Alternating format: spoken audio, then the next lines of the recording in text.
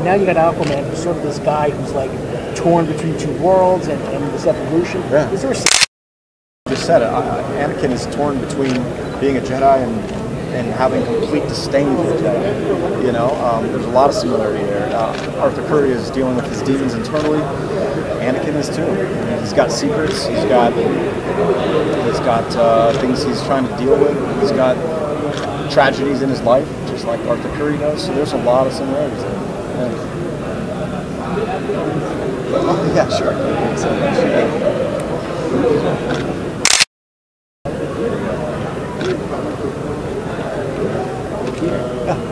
Now, just real quick, Aquaman's history in the past has been a little be really, really cool guy. What made you say, hey?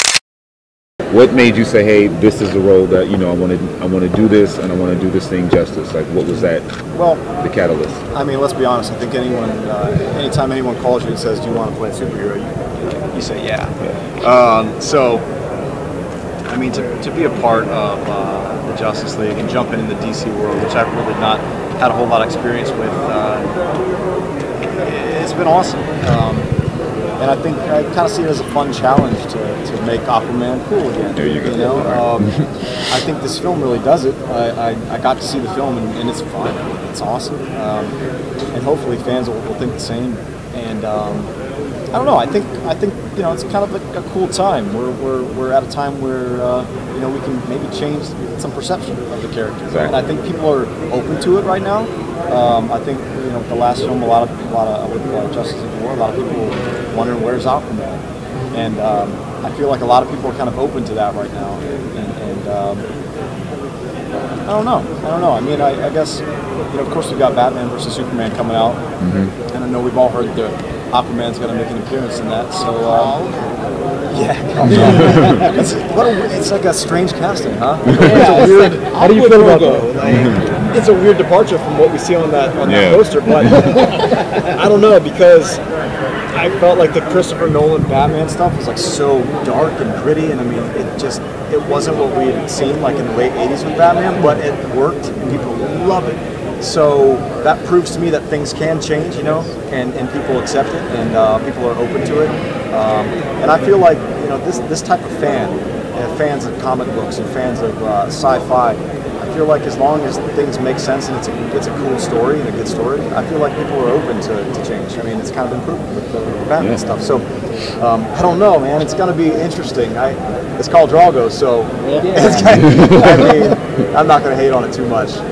Were you into comics before getting this call? And if so, who was your favorite comic book character in DC? You know, to be honest with you, I really wasn't. I'm really not an avid comic book reader. When I was a kid, I think I picked up a few here and there, but I never really followed an entire series or anything.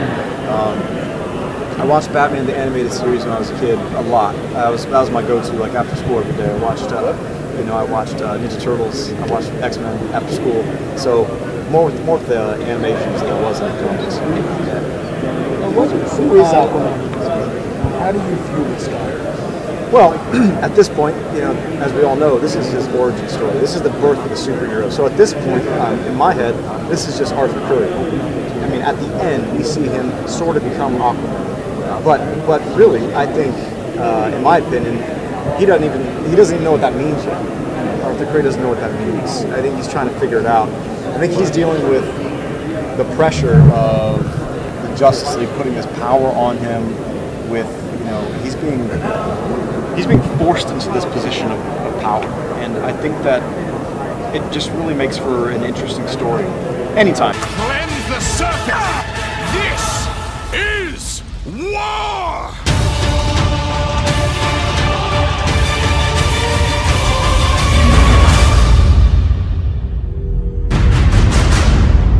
He needs a code name. Well, online they're calling him Aquaman. Hate that. Aquaman it is.